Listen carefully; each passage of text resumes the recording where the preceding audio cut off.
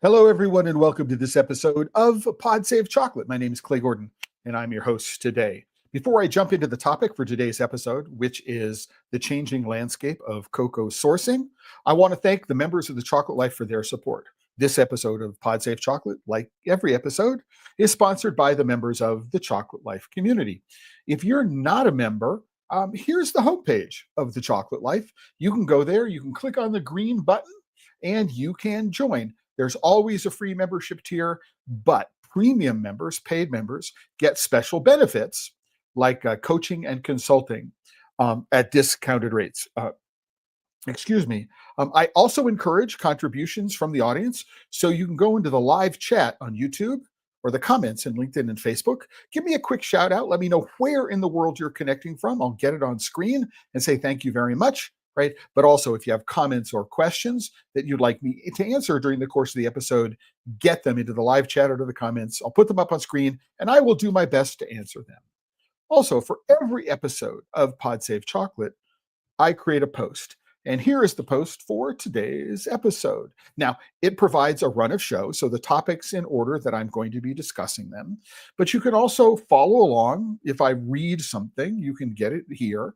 But you can also click on the links. So you don't have to worry about following along during the show. You can go afterwards and you can click on any of the links and follow them along. I'm going to do a quick thing if I can. And here is a QR code for today's episode. So if you're watching our computer, you can scan the QR code with your phone and it will take you to this post for Pod Save Chocolate. And you can follow along with the content on your phone as I'm going through the episode. And with all that out of the way, let's get started about the changing landscape of cocoa sourcing. So this is part 4 in a 4-part series, right?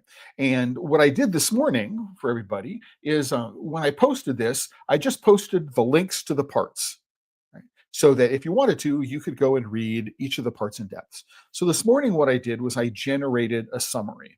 And I want to do a quick TLDR and the takeaway for each of the 3 parts. Right? So again, what you can do is you can go and read the posts in depth, but I wanted to do a quick summary before we got into the meat of today's episode. So part 1, summary of part 1, the TLDR, was in part 1, I proposed that cocoa sourcing remains compromised because certifications and consumer-facing fixes commodify morality without changing structural power. So you can feel good about what it is you're doing, but you're not necessarily making any changes. Excuse me. That was my daughter. She's one of the few people who can get through my phone when I'm in do not disturb. Anyway, so consumer-facing fixes commodify morality without changing structural power. If you're going to evaluate your cocoa suppliers, clearly, you need to define your values, communicate them to employees, customers, and partners, and make decisions which are grounded in evidence. So that's the overall core thesis. That's the TLDR. The takeaway is that meaningful ethical sourcing demands shifting power relations and disciplined, evidence-based evaluation rather than reliance on premiums, third-party certifiers, labels, or inherited narratives. In part 2, what I did is I presented some reasons and some methods for evaluating cocoa sourcing partners by clarifying your values, scrutinizing supply chains, and building a rigorous rubric for doing so. And I'm going to open up this post. All right. By the way, this image was taken by me in Bahia, Brazil in 2022. It's on my way to the Fazenda Bonanza from Ilhéus. So part 2, I have this whole thing about how you go about evaluating suppliers. And I point to the fact that bean to bar / craft / specialty chocolate values, including direct trade, transparency, paying premiums, community-led projects, became differentiators. Yet logistics and manufacturing's dependencies tie many quote-unquote ethical actors to multinationals. So for example, even if you're involved in direct trade, you may be, your ocean freight may be handled by a big multinational whose ethics you are not happy with. And so you need to understand what they are. You just can't rely on the representations that they're making. So that's a good way to think about part two. And then ethical sourcing demands defining and testing your standards against real supply chain structures and not labels. Now, in part three, what I did is I actually went and said, oh my gosh, here's a structured way of going about doing it. And so there is a table here that says, oh, I have a criterion about my cocoa sourcing that is important to me. So my criterion, the what. And then so what you're doing is you list criterion one, criterion two, criterion three, right? And then you talk about why it's important to you and why it's not important to you. So you may put a criterion in there from one of your peers, right, that you hadn't thought of. Right? And so what you can do is you run through this table from my company, right, through to your peers, and these iterate back and forth, back and forth. And so, for example, when you're examining your peers, you put your criterion what, you know what, and I can make this a little bigger. Criterion one, criterion two, right? You have the updated us, meaning your company. And then you can say on a scale of like 1 to 5, how important is this to me? And then you can say, what does supplier one think about this? What is supplier two? Oh, that's for your peers. I'm sorry. For you, you have peer one, peer two, peer three. And now you can go and iterate and update this table for your company. So there's this, and then you do that not for your suppliers, and then you do it. Then you can create what's called a pivot table, and you can reorganize them and get it easier to organize and evaluate. So the point here being is that what you want to do through this process is you want to say, these are the things that are important to me, my company. These are the criteria that other companies that I think of as my competitors, this is what they include as criteria. And here's what's important to them. And here's the language they use to talk about it.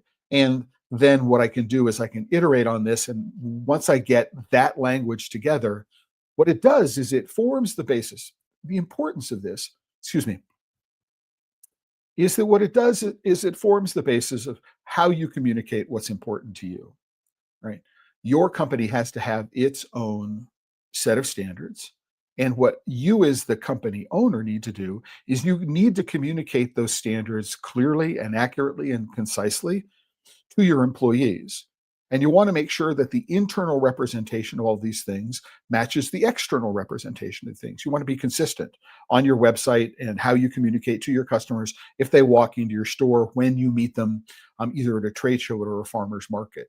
You want to make sure there's no difference between what you think your brand represents and how you communicate that to your customers. Really important. And that you and all your employees need to be using the same language and talking about it in the same way. That shouldn't be controversial, right? What may be interesting to think about is that now you can use that understanding of your company, and now you can go and say, how do my suppliers, right, talk about these same issues? I think this is important to me. What do my suppliers say? And this could be any supplier, not just a cocoa bean supplier. It could be if you're buying cocoa butter from somebody who's not your bean supplier. If you're buying couverture, if you're buying other ingredients, sugar perhaps, you can go and evaluate these other suppliers, of all your suppliers, based on these metrics, right? And that you do so knowing how your peers talk about this. And so if somebody says, how are you doing? What are you doing that's different from what somebody else is doing? You can now examine competitive points where you might think you have an advantage compared with other people. So it's a really, really good exercise. And now it informs your social media marketing. It informs all the collateral marketing materials you put together. It's just a great way of just going through and making sure you're consistent in how you represent yourself, because you are reliant on your suppliers and the way that they talk about themselves.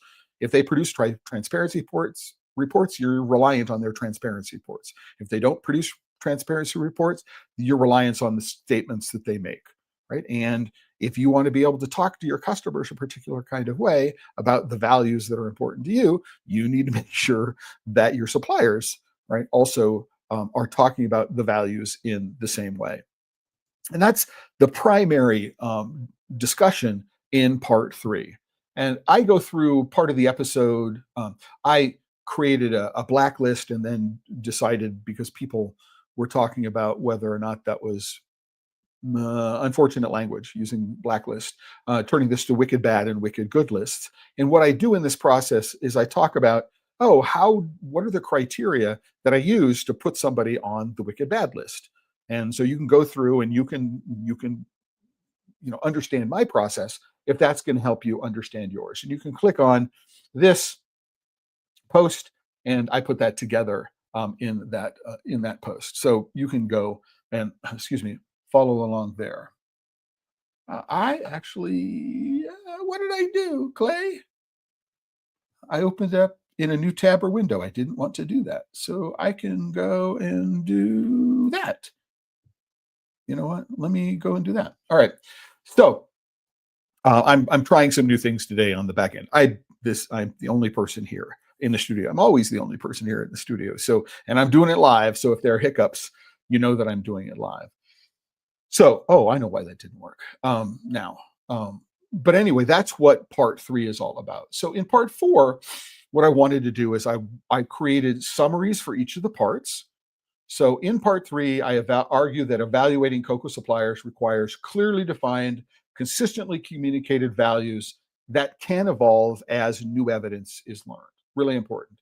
And that meaningful ethical sourcing hinges on shifting the power dynamics rather than relying on certification. So what that says is you can't outsource the morality of production of the cocoa beans from the morality of the manufacturing.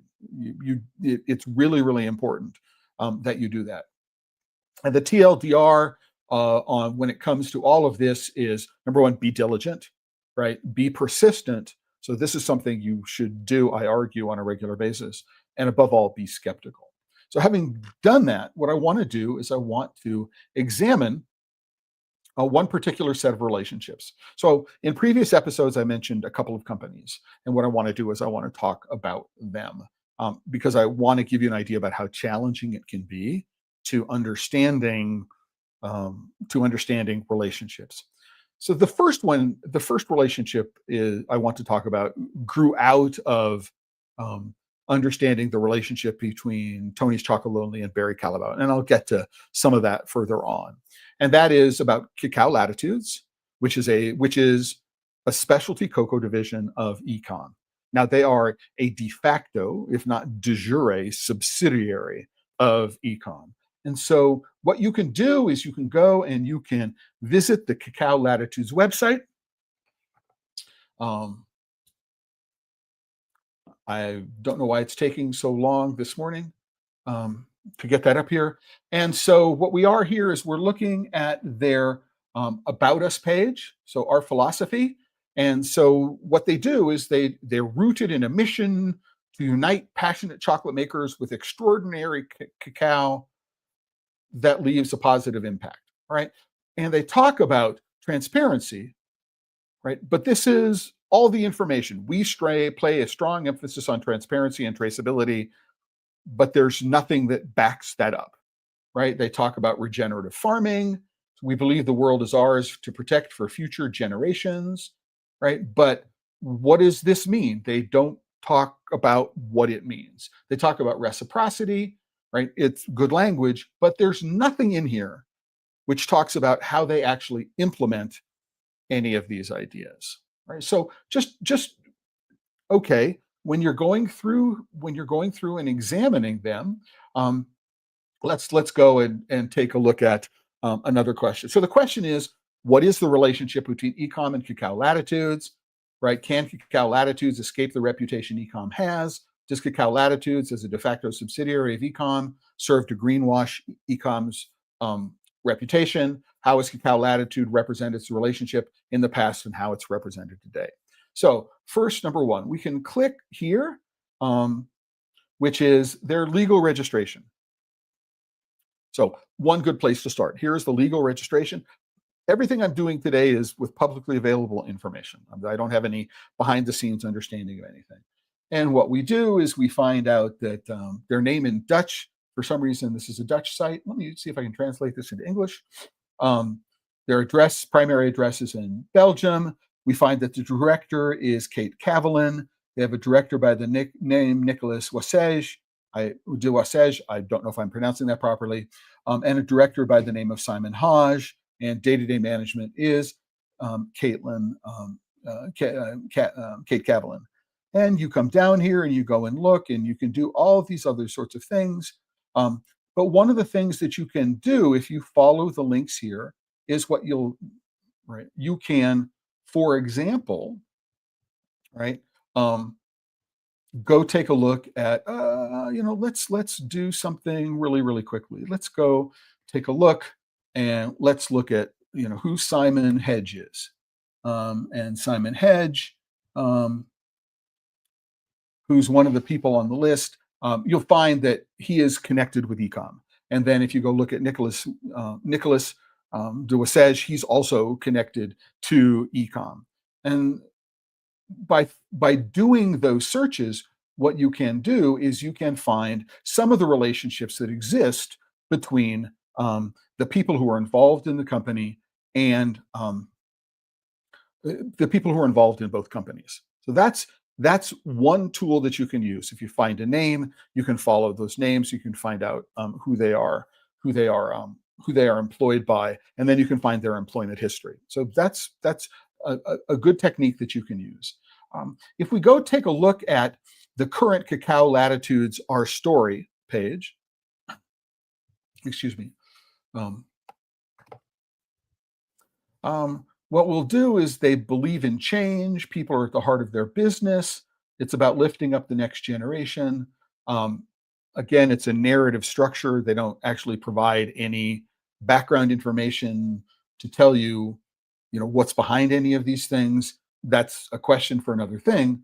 But if you go and take a look at the Internet Archive page, so if you go to the Wayback Machine and you look at the same URL, and this is from February of this year, but this page has changed since I posted the first episode of this series, right? And so what we do is we have about our story is that now the story is completely de-identified. It is not around a couple of people. So the founder is Justine Chenoy. You could go to LinkedIn and look up who Justine is, and it's not apparent here, but she has a connection to ecom before she started Cacao Latitudes. And we have this information about Kate, who's the current manager, and we find out that Kate took a role at ecom, and she's now essentially the managing director of the company. And then the two of them met each other, right? So when ecom bought Armajaro, and so Armajaro, if people don't remember, there was this huge market shift where one company cornered like 25% of the cocoa market through a large percentage. I don't know, it was 25%, but Armajaro, there was a huge spike in prices, not in the last couple of years, but quite some time ago. And it was because of Armajaro and its trading policies. And so back in 2017, Justine got together with Kate. Both of them had a history at ecom, and they founded a subsidiary, right, of ecom. And if you go take a look, right, you'll find that the people who are involved with ecom now then are involved in this right now. So what I find is that if we go and look at the story now, there is no mention of Cacao Latitude's connection with ecom. So that's a really, really important change, right? And you have to ask yourself, why are they doing that, right? So if we look at the frequently asked questions page, we can go look at the frequently asked questions page then. And this is a place where it just as a curiosity, what is the connection between ecom and Cacao Latitudes? So on this one page, what they do is they talk about, and I don't know why it's not opening up. It did for me the other day, but I can tell you that the text, which is in this This box is no different from the text which is in this box today. So we'll go and take a look at it today. But you have to go to the FAQ page. You have to go through buying and shipping and storage and certifications and to find yourself what is the connection. So we understand your curiosity. Cacao Latitude started in 2017 with Justine Chenoy while working at Ecom. There's no indication of Kate Kavalin, right, in this story. There's an inconsistency there. It's probably just an editorial oversight because it is a very, very short piece, but we founded Cacao Latitudes in 2021. Well, 2017 and 2021 is 4 years, and that's not part of our story narrative. And Ecom Agroindustrial is a shareholder. Visit our story to understand how Cacao Latitudes was born. So we go to About Our Story, and it doesn't tell you anything about how things got started, right? It's all future facing. So this is just pause for questioning, right? Is this deliberate? I don't know. Is it editorial? Is it editorial changes? I'm not entirely sure. But when you go and editorial oversight, let me put it that way. I'm not entirely sure. But when you go and take a look at the cascade of the number of times where the relationship between ecom and Cacao Latitudes appears to be one where ecom is diminishing, right? And their mentions are being diminished. One have to wonder. So if we go to the Our Team page, then, so this is again from the Wayback Machine. If you click on it, it will show you this. I believe all these catches are from February 2025, February 15th, February 16th. So meet the team. So Kate Kavalin, number one, right? So co-founder Justine Chenoy. Remember, this was Justine that had the idea, and she met Kate. So their positions are changed because their titles are what they are. We find that 14 years in the industry, but no mention of ecom. We have 15 years in the industry, but no mention of ecom, no mention of Armajaro. Jamie Paradise, I don't know his background, but Rich Filatico, I know from Ecom's New York City office, Atlantic Cacao. I've purchased cocoa from Atlantic Cacao. I've known Rich for well over a decade, so I know he's an Ecom employee. There's no connection to Ecom here. So we find there's this greenwashing, whitewashing. I don't know the answer to the question. That was then. And we go to the page now. And again, this is the Wayback Machine are from February. This is today. I believe that most of these changes, again, this is anecdotal. I can't get a read from the Wayback Machine at anything more recent than this, but no longer there's a Justine Chenoy, no longer there's a Rich Filatico. So the history of this is, all right, so it makes, there's a sort of de-ecomification of what it is that's going on, right? Why is this important? Is that if you are making claims about sustainability and regenerative economics and giving back to the community, right, you are relying on your suppliers, right? And if I were to go just take a look at what it is that Ecom or Cacao Latitudes has on its page, there's no supporting evidence for anything that they're doing. So that's the point of this. If you're going to go and say, this is important to me, you're going to want to go and look at the company's websites, go look at the Wayback Machine at the internet at archive.org. You want to go look through LinkedIn, and you're going to find out, what are the relationships that are here with people, and how do they, right? How do they influence my feeling about that company as a supplier, right?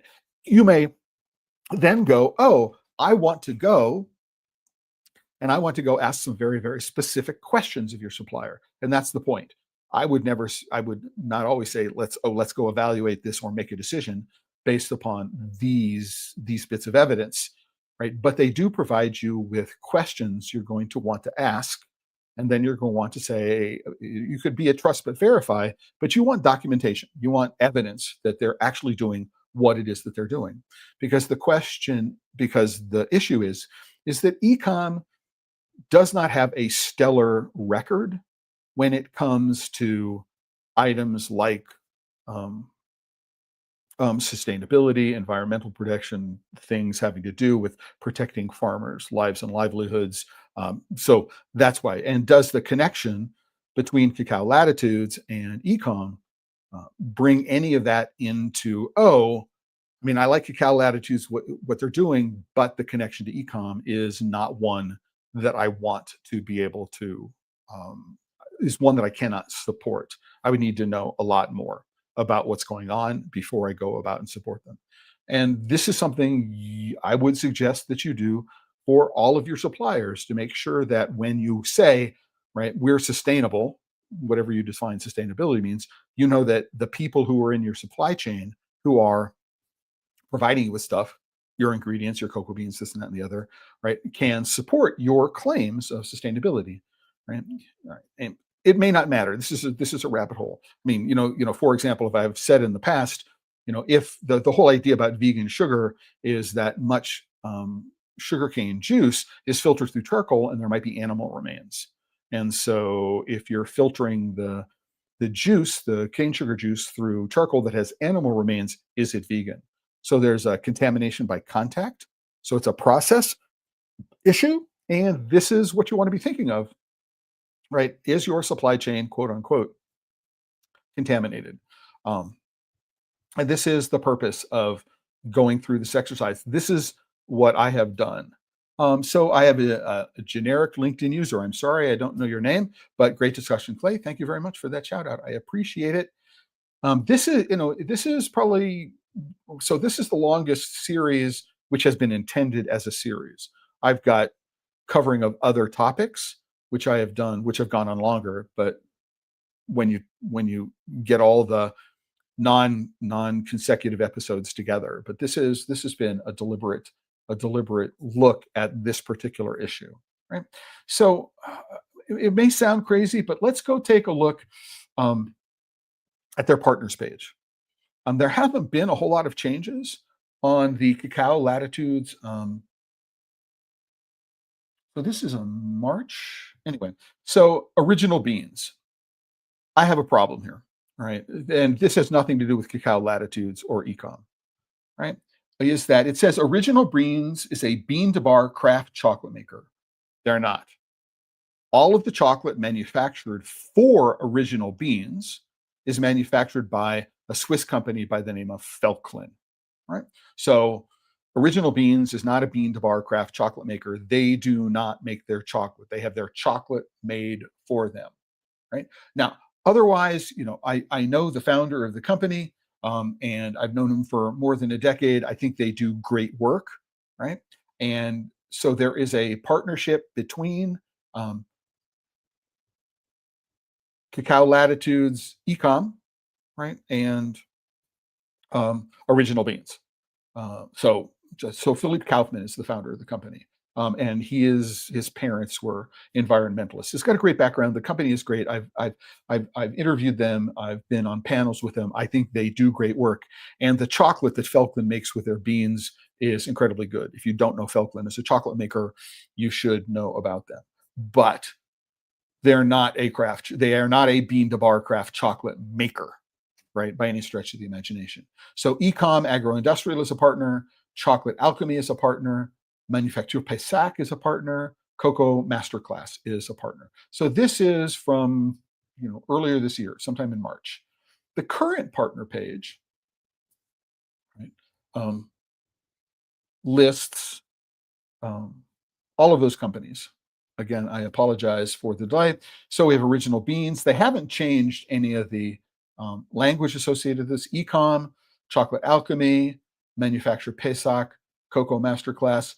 That's it, right? So these are their partners. But it turns out that Cocoa Masterclass, when you go and look at it, Cocoa Latitudes proudly presents the Cocoa Masterclass. What you do is you find that Cocoa Masterclass is in fact owned right? Again, de facto, if not de jure, it's a subsidiary of um, of Cacao Latitudes, right? If you go look very, very closely, they're connected. They're not a partner. They're actually an arm of the ecom and Cacao Latitudes universe. And so it's a little disingenuous. So one of the questions is, who's paying for this? Is Cacao Latitudes paying for this? Is Ecom paying for this? I mean, Ecom is a multi-billion-dollar company. They do, tens of thousands of tons of sales of cocoa. Um, you know, are they paying for this? Or is Cacao Latitudes paying for this? There's no way there's no reporting to discover, but it is a question. So if if they, it's a question you want to ask yourself, and whether or not the relationship between Cacao Latitudes and Ecom places Cacao Latitudes on a footing, which is, well, we don't have to be profitable, we don't have to make a lot of money. If you try to go and look at their P&L statements, it's difficult to determine um, how much, whether in fact they are profitable.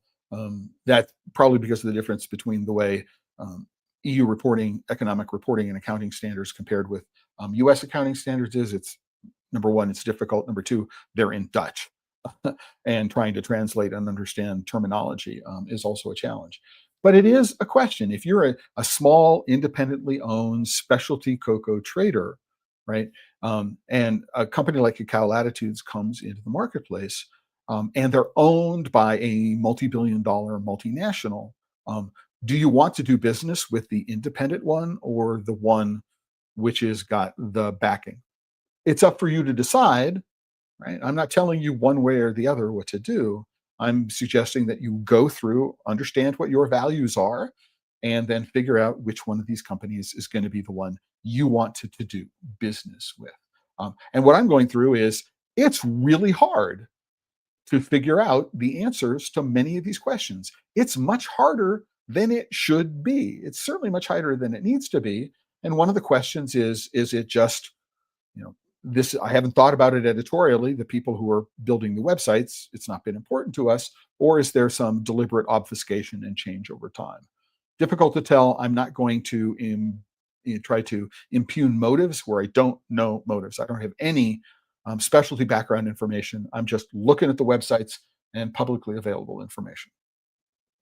So that's there. And then there's YouTube. You can go and you can go. I'm not sharing this, so you're not going to be able to hear the audio for this because I haven't my tab. But what you do is you say ecom agro-industrial. We find that Kate Cavalin is associated with ecom. This was published in 2020.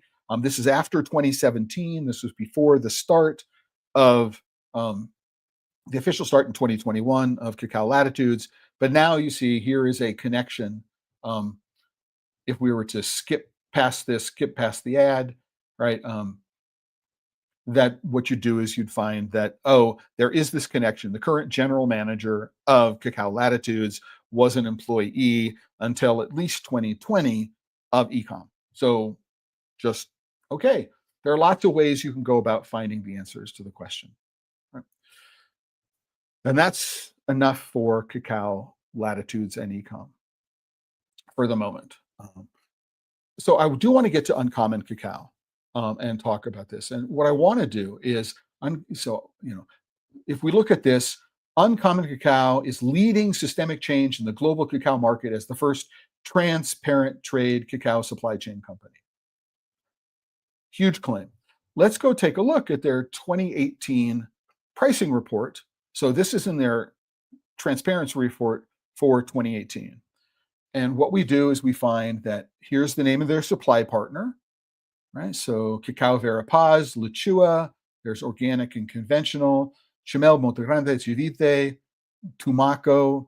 So Tumaco is a department or province in a state within Colombia, as is Sierra Nevada. But the supplier is Cacao Colombia. It's important that we understand this going forward.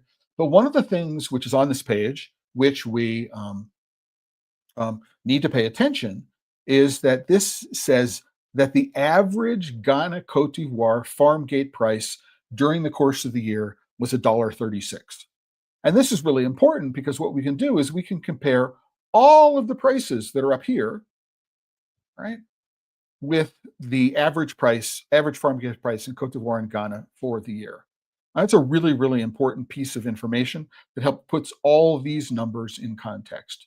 And we can also say, oh, well, is Maya Mountain is an uncommon cacao subsidiary, and this is what they pay at the farm gate.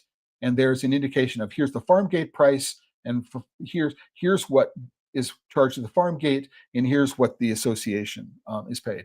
Then the average export price. So this difference between 345 here, right, and 540. So this is the association price, and this is the export price. This difference is the price is how much does it cost for phytosanitary certification, transportation, all those sorts of things to get it from the cooperative back door to the farm gate, right? If I'm going directly farm gate price, so you can figure it out. And I did all the analysis on this. I've got a spreadsheet on this, which is ridiculously deep to go through. But from 566 to 603, this is going to be insurance and ocean freight transportation. And what cost them $6.03 landed at their warehouses here in the United States, they sold it for somewhere between $7.20 and $8.80 a kilo. And again, this is US dollars per kilogram of dry cacao. And then what they did is they told you, oh my gosh, this is how much cocoa we purchased during this year. So the volume purchased by Uncommon. Now, one of the things you can do when you have this information is you can say, oh my gosh, I can multiply 31.17 times 720, right, and get a low figure. And then I can multiply it by 880 and get a high figure. And so I'm using this volume number. What I can do is I can figure out about how much money they earned if they actually sold all of the cocoa that they purchased. And there's no indication that they sold all of the cocoa that they purchased. But it's what I want to do is I want to set this up because we have the average farm gate price during the course of the year, and we have the volume purchased, and the sales price is a range. Important to know. Let's go look at 2020. What have we got here in 2020? We have the supply partner. And now what we're doing is we got, Cacao de Colombia, Arhuaco, Sierra Nevada, and Tumaco. Those appear to be similar. We have this indication that Cacao Vera Paz is in fact a subsidiary of Uncommon Cacao. We have the origin, and we can find out if in fact it's organic or not. So these columns appear to be relatively similar, but now there's something that's missing here, right? Is if we go back here, we know that Maya Mountain, well, we don't know where Maya Mountain is. We know that Cacao de Colombia is from Colombia, right? But we still don't understand that we have to know that Maya Mountain is in Belize. So we don't have a produce. So this is the supply partner. This is the origin. So there's something missing here. You don't know, you need to know that Semiliki Forest is in Uganda. You need to know that Maya Mountain is in Belize. You need to know that Oco Caribe is in the Dominican Republic. So when we think about origin, right? Again, this is just a transparency thing, or a visibility is probably the best way to think about it. In the long run, what it does is it requires that you, as the person who's looking at this, have an insane amount of industry knowledge in order to figure out what's going on. But let's go take a look at what's missing here. We don't have the average farm gate price in Cote d'Ivoire and Ghana for the year. So we don't have any way of comparing, right, the numbers in this table with the numbers in the previous table, right? If you're looking at it, you would have to go and try to figure out separately what the average farm gate price in Cote d'Ivoire and Ghana was for the entire year. And you don't know what source Uncommon used. So there's no way of knowing that your source is going to give you the same results that Uncommon did. So we have this lack of information. Losing a little bit of transparency would be a way to do it, right? And then notice we have an average sales price. So we have the farm gate price, the association price, we have an export price, average, not certain why. A Bokfor is a cooperative in Ghana. I'm not entirely sure why they don't have an export price. why they don't have a landed price, but they do have an average sales price. So the farmer got $2 a kilo dry, but on average, Uncommon got a $7 per kilo dry. So from 2 to 7 is what, 300% increase. And you can say, oh, what is the difference? There's no average sale price for Lechua. Not entirely sure why that's the case. But let's take something else that's missing. We have no idea of what volumes are involved here. So did between 2018 and 2020, did they buy more, right? Or did they buy less? We have no way of knowing, right? They've given us some information on this report, and they've taken away the information here, right? Right? There might be a couple of reasons why they did that. And one of it might be, oh, they figured out that we could figure out what their maximum income was, their maximum turnover was, right? And we could figure out a sort of, by using the farm gate price and the average sales price for a certain volume, we could say, oh, right, we can talk about what their profit margin is, right? So we've lost a little bit of transparency. And you would have to go through the 2020 transparency report. So you can just go to uncommon.com and look at the transparency reports, and you can find a page where you can download the 2018 and 2020 and look to see if there's a P&L statement in there that makes sense. But, right, you need to be a real close watcher of these reports in order to understand what you've got and what you don't have. Really, really important here. We go to 2024, what we find is, oh my gosh, I mean, this is bright and it's easy to read, and this is less legible, and oh my gosh, this is almost impossible to read. It's a smaller font, there's more spacing, the contrast is much lower. This is really, really difficult to do, right?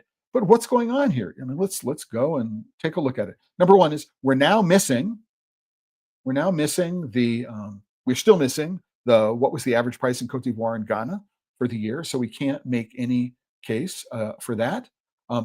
So it's great. So one of the things they've done here is they said, oh, Meru is their supply partner from Vietnam. Stemmaliki Forest is now from Uganda. At least we're getting that. But Abokva is in Ghana, so there is a little bit more relationship. But now we've lost a bunch of little things in terms of the nuance of what's going on. And again, Tumaco is not a supplier.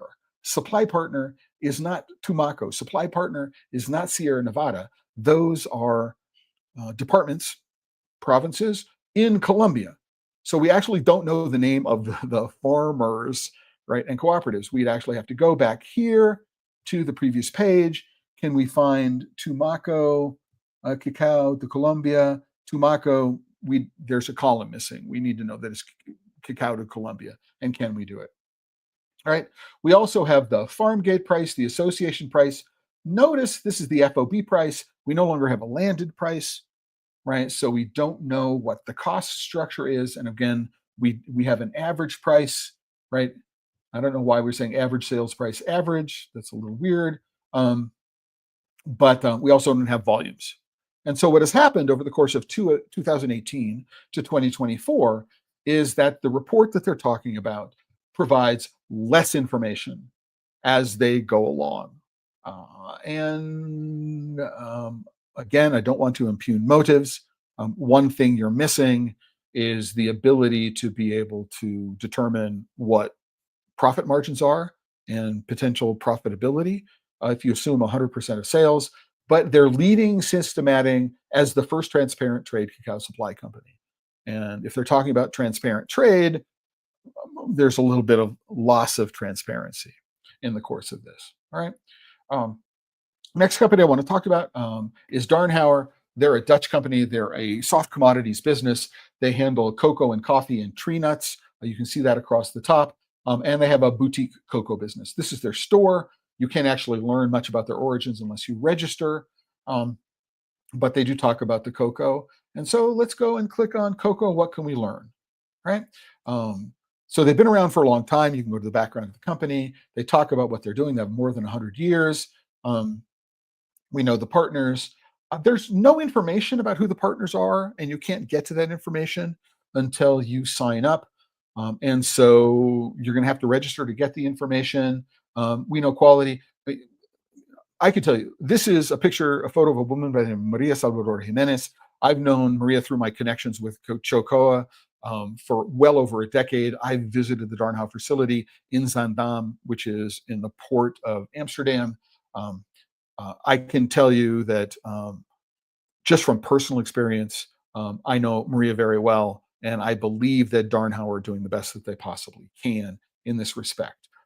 But you can find out who the members of the team are. I've met many of them in addition to Maria and Marco, who I know, and other people through my connection at Chocoa.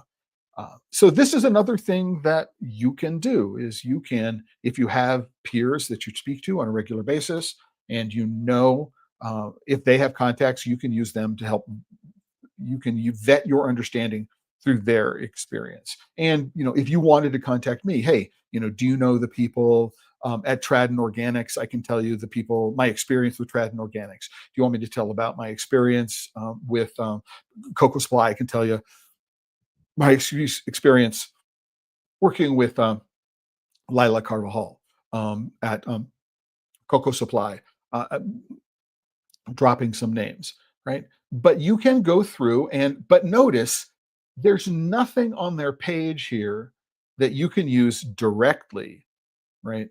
If you were going to point your customers to say, we source from Darnhauer, right? There's nothing that they can get from the Darnhauer other than a generic story, right?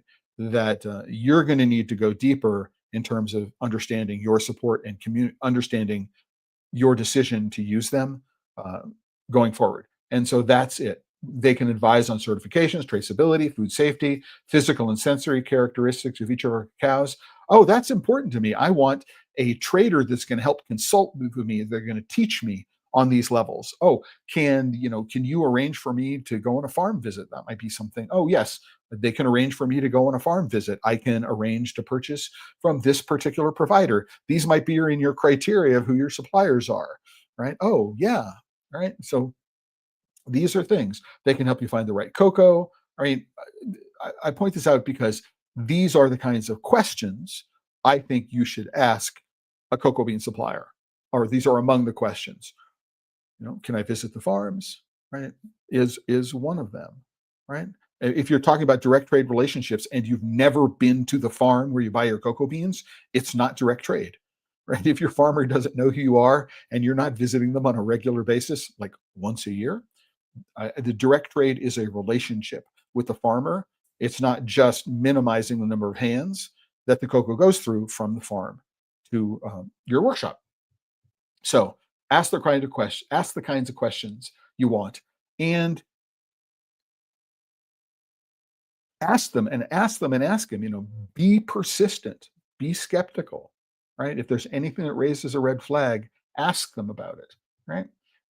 And ask colleagues that may have answers as well.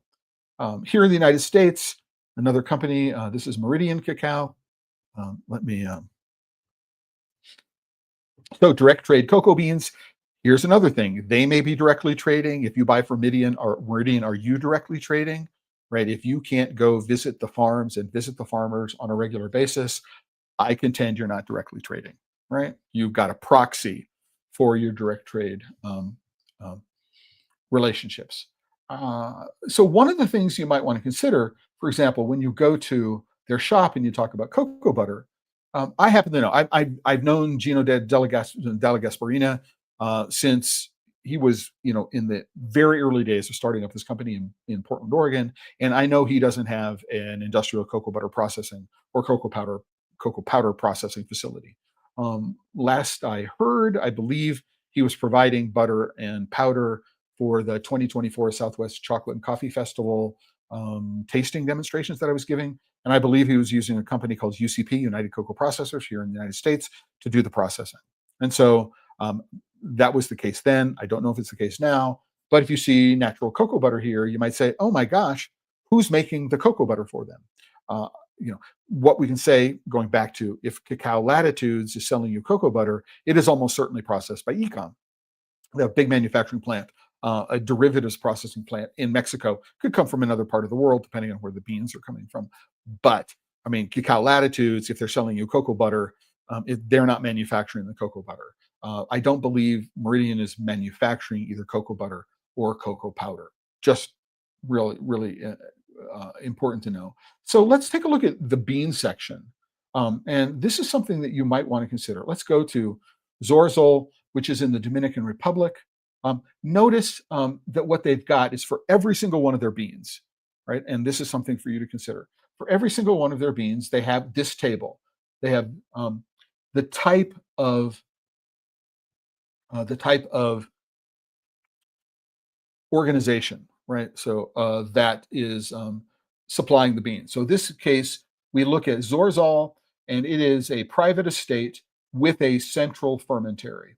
So they probably own their own farms. When they say central fermentary, they might be buying in beans from other farmers around them, which is very, very common in the Dominican Republic. I've worked with the Rizek family and others on the island. And so the process of people having their own farms and then also buying in from other farmers is very common. They tell you where they're located, right? They're located in San Francisco de Macorís as well as Cibao in the Dominican Republic. So I have cities, I have the country. They have organic certifications. Tasting notes I would ignore because you're going to roast them the way you're going to roast them. You can find out if you can bring out plum, molasses, and spice in them. I think it's a nice to have. I don't know how useful it is in the long run. I would want a more. I would like an external. I would like this to be within the Cocoa of Excellence, the Cacao of Excellence reporting format, right? For if I were to rely on the tasting notes, the varieties.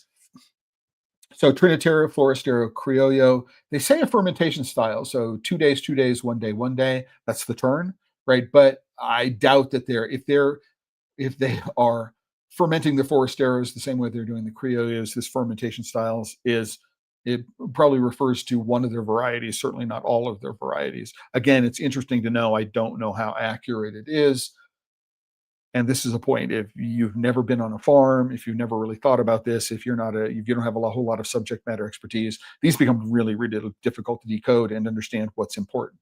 But what is important for every single one of the beans that Meridian is offering is that they do have this table, and for every single one of their offerings, the same element in the table is available. So you could go through and cut and paste, and you could copy all this data and put a table side by side. And then what you could do is you could go to another supplier and say, "Ooh, how much of this data they give me?" And then this is a way of evaluating suppliers. Do they provide you with the data that helps you tell stories? I mean, can I get permission to use any of these pictures? Do they have more pictures that I can use to tell the stories? I can learn more about Zorzal cacao. There's a broken link.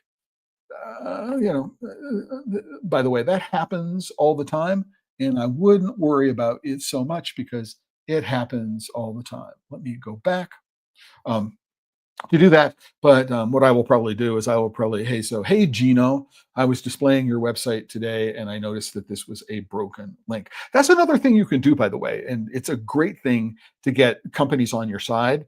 Like if you're on their website and you see a broken link, send them an email saying, "I was on your website, I was on this page, I'd like to know more, but the link is broken. Can you tell me more? Fix the link, tell me more." It's a great way to get companies to open up when you find something that's broken on their website.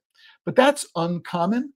So number one is if you have somebody that's selling you derivatives, so selling you cocoa butter or cocoa powder, ask them where they're making it, and then go find out if they're not making it, who's making it for them, right? So, oh, you're selling cocoa butter. It's not branded Barry Callebaut, but you're buying it from Barry Callebaut. That could matter to you, right? So something to consider. In this case, last I heard, Meridian was using United Cocoa Processors. I don't have anything bad to say about United Cocoa Processors, but it's also hard to find information about United Cocoa Processors in terms. I believe they're independent. I don't think they're believed. They're owned by a larger company. Their facility, as near as I know, is in Wilmington, Delaware. I've purchased cocoa nibs from them in the past for a project, but I haven't done it probably in 12 to 15 years. But I have had business dealings with them in the past. just for clarity, just as I have purchased cocoa beans from Rich Filatico at Atlantic Cacao for a chef client in New York City. Just want to make sure that I've done that. I've Again, let's going back here. I've never purchased anything from Cacao Latitudes. I have met but not spent a whole lot of time talking with Kate and or Justine. I think Justine is in my email list. I'm connected with both of them on LinkedIn. I may have met one or both of them at Chocoa over the course of the years. My memory is not that great, but I do have that connection. I know the founder of Uncommon, Emily Stone. We've been on conferences together. I have been in Punta Gorda, which is where Maya Mountain is outside in the Toledo district. So I've been down there. I have some awareness of the history of Maya Mountain um, and its importance to the farmers in the Punta Gorda area. So that's that. Again, I mentioned, you know, I say hello to Maria on her birthday. So I have that connection with her and have seen her many, many times at Chocoa. Again, Gino is somebody that I've known from the very beginning of Meridian Cacao. Met him on many occasions at the Northwest Chocolate Festival. The OG of all of this, and this is what I'm going to close out with today. The OG with all of this, right, is Tony's Chocolate Lonely, right? And this is what really got me to start thinking about this years ago when one of the white lists of slavery of companies that do not have slavery in their cocoa bean supply chain kicked Tony's Chocolate Lonely off their list because of the connection to Barry Callebaut. And that's what started me thinking about all of these things. But I want you to, so here's the 2023 report from Tony's Chocolate Lonely. And they don't actually say much going forward. I mean, the visual style of this is designed to confuse you. It's designed to make it very, very difficult to get information from page to page to page, right? Um, right. There's a TLDR on the report, um, right? And what they're doing. But then what you've got is a page like this, right? And then this page has been updated. I pointed out that in the original version, so this graphic right here, this amount, the original version of this was wrong. And so they updated this without indicating, there's no indication on the page that this has been updated. But apparently this has been up for 3 or 4 months and nobody had taken a look at it. Nobody had said that is wrong, right? And then, it's like, oh, 201 million in revenue. That's what gross sales is. But what you can do is they don't actually have an average price that they paid for their beans, right? Which is, and nowhere will you find an average price that they paid for their beans. But what you can do is they had an impact on 20,300 farmers. Now we don't know that they purchased cocoa for all 20,300 farmers. They don't say that, but they bought 17,000 metric tons of cocoa, which means on average, if they bought cocoa from all these farmers, this is less than 1 metric ton per farmer, right? And 10 partner co-ops across 20,000 farmers. The co-ops are roughly 2,000 apiece. You have to go look through this very, very carefully. This report is, I think, designed specifically to make it really, really, really, really, really, really, really, that's a lot of reallys, difficult to decode and understand what's going on. But there is a search button here, and we can find out how many times do they mention Barry Callebaut. So the first time is on page 23.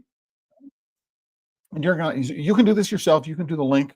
You can open up the Swift click. You can go and search. I'm not necessarily going to do this. As Tony's is committed to changing the industry from within, we work with big name partners like our processor, Barry Callebaut. Right? They're committed to change the industry from within. Right? Tony's has been using Barry Callebaut as its processing partner since day one. I challenge anybody within the Tony's community to come on here and quantitatively assess how any of Barry Callebaut's sourcing practices, right, have changed directly because of Tony's commitment to change the industry from within. And so I look at language like this and I say, this is obfuscation. This is greenwashing, right? The fact is that Tony's Chocolate Lonely relies on the scale of Barry Callebaut's manufacturing in order to be able to bring a product to market, right, in a price competitive way. If they had to not only source their cocoa beans, but build a chocolate factory from scratch, right, to process cocoa butter and everything themselves, I don't think they would have survived, right? That Barry Callebaut and Tony's Chocolate only have a symbiotic relationship. Um, so, right. So I look at this and I challenge anybody at Tony's who's watching this to go and say, "Oh, okay, we can quantitatively identify how our working with Barry Callebaut has changed Barry Callebaut's processes, sourcing especially, and then trace that back to how has it affected the lives and livelihoods of farmers." Right? Simple thing. You won't find it anywhere in any of the reports. Okay. So, but page 23 of a 200 and some odd page report on page 58, not only do they buy their cocoa beans, but they buy their milk for Barry Callebaut. So, again, right? So, while their cocoa bean supply chain may be independent of Barry Callebaut's, their milk supply chain is completely dependent on Barry Callebaut. And we don't know anything about I don't know anything, right? It's just not my focus. I don't know anything about how Barry Callebaut sourcing practices within the dairy industry are viewed, right? Just it's if somebody is interested in the dairy industry, they can go and do that. But it's really important. Tony's is dependent on Barry Callebaut. And now what I'm doing through is I'm going through a 200 and some odd page fair report, right? To find out what these things are. And the things are designed and organized in such a way that you have to be really dedicated. Listen, I haven't read this entire report. I've been through it many, many times. I just pick and choose. But there are various cocoa processing partners. So this is back in the financial statements, right? So Barry Callebaut is one of their. Can I zoom up in here? Right? Oh, I can only zoom up once. I'm not going to give you better. But this is page 86. Um, Right. So they work with Barony and World's Finest. So if you wanted to, you could go do some research and you find out what the industry thinks of Barony and what the world thinks of World's Finest chocolate. So interesting to have those. Right. Uh, So here are lists to Barry Callebaut and their Bean Tracker platform, which is part of Tony's Open Chain. But now we're into page 113, and the next time they're mentioned is on page 218. And this color for readability, I mean, it makes sense within the visual standards guide that Callebaut has, but or that Tony's has, but it makes it things incredibly difficult to read legibly. Right. The point here for me, right, that I want to suggest going through all of these things. Oh, I have another one, which is the chocolate scorecard. So I do mention the chocolate scorecard, and so we're going to look at this chocolate scorecard, and we can search by ecom, and we can find out. So it's ecom trading, which is part of ecom agro-industrial, and we can find that they have a score, right, of 15 out of uh, the 55% overall. So on a list of 39 companies, they're 15. On a list of 39 companies, they're 19 of 39. On a list of child and forced labor, they're 20. On deforestation and climate, they're 12. I'm going to move this up so it's easier. Agroforestry, they're 16. Pesticides, they're 15. Overall, they're placed 29 out of 31, right? And so if you're buying from Cacao Latitudes, right, and they're making all these claims about regeneration and traceability and all this kinds of stuff, if they're connected to ecom, there's no way to disentangle what it is that Cacao Latitudes is doing from what ecom is doing. I'm going to reorder the page and move this up so that it makes more sense that this is connected to um, what's going on here. But, right, and here are links to other things that I've written about the scorecard, about Tony's Chocolate Only, and things like that, so you can get an idea. In part 3, what I did is I put together a set of tables, a set of rubrics that would enable you to go and do a systematic evaluation of your supply partners, focusing on cocoa. That's what I've done here in terms of the companies that I've looked at. Um, I think it's really, really important that I really do hope you get, that I understand that it's important. Um, that if you as a chocolate maker are going to make claims about sustainability, about traceability, about human rights, about climate change, deforestation, reforestation, whatever issues are you think are part of your brand that you want to make part of your story, right? That you have to do your due diligence on your supply partners, right?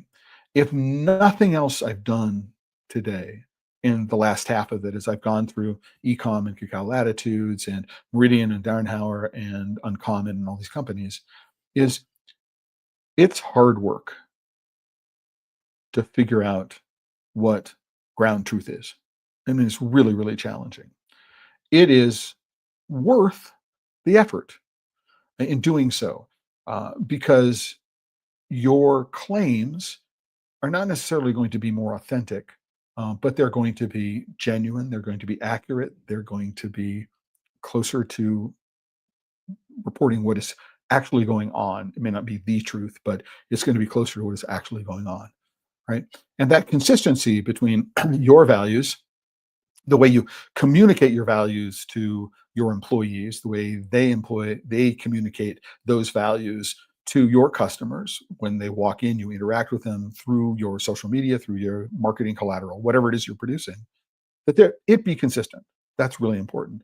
But you also need to make sure that your suppliers, right, are also being consistent with your values. And so, there are many other small companies. As I say, Tradden Organics is not on the list. Guy Cacao is not on the list. Silva Cacao is not on this list. Madco is not on. There are many, many, many, many, many, many small suppliers who are focusing on the specialty market.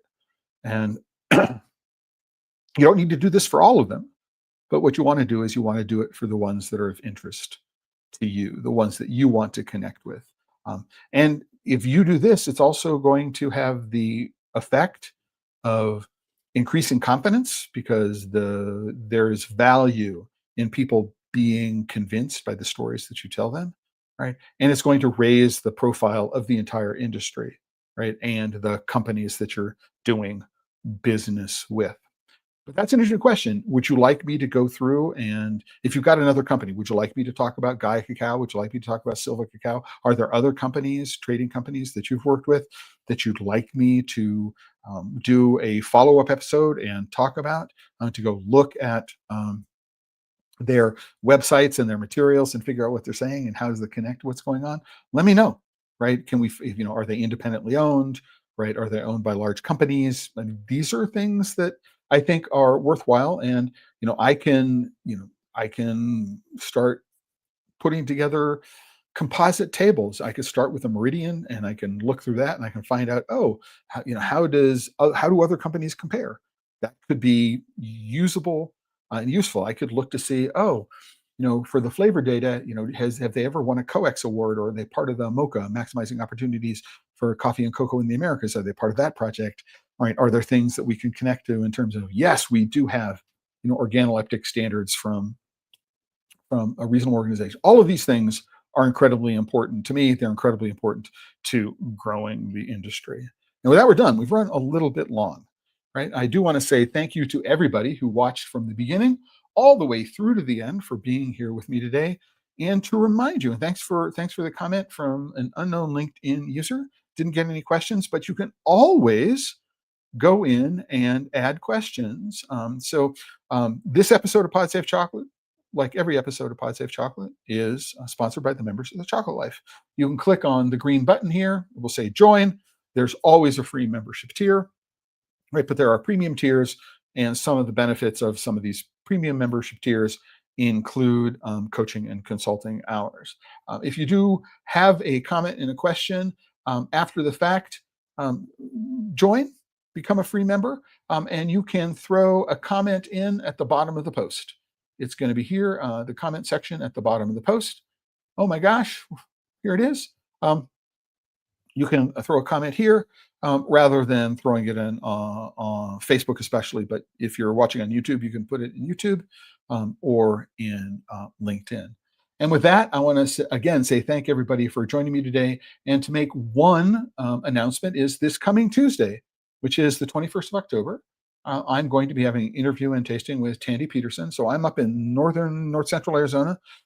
Tandy is down in the Phoenix area, and we're going to be doing an interview. She's got some really interesting business news that she wants to talk about. She's making some big moves in uncertain times, and she's got some new chocolates for the holiday season, and we're going to be doing a tasting of those new chocolates. So it's one of my favorite episodes, an interview and tasting with a specialty chocolate maker. And with that, I will be back on Tuesday. I hope everybody has a great weekend between now and then. But I do want to say thanks to everybody. And remember, if you're working with chocolate and you're not having fun, you're doing it wrong. Till the next time, everybody, ciao.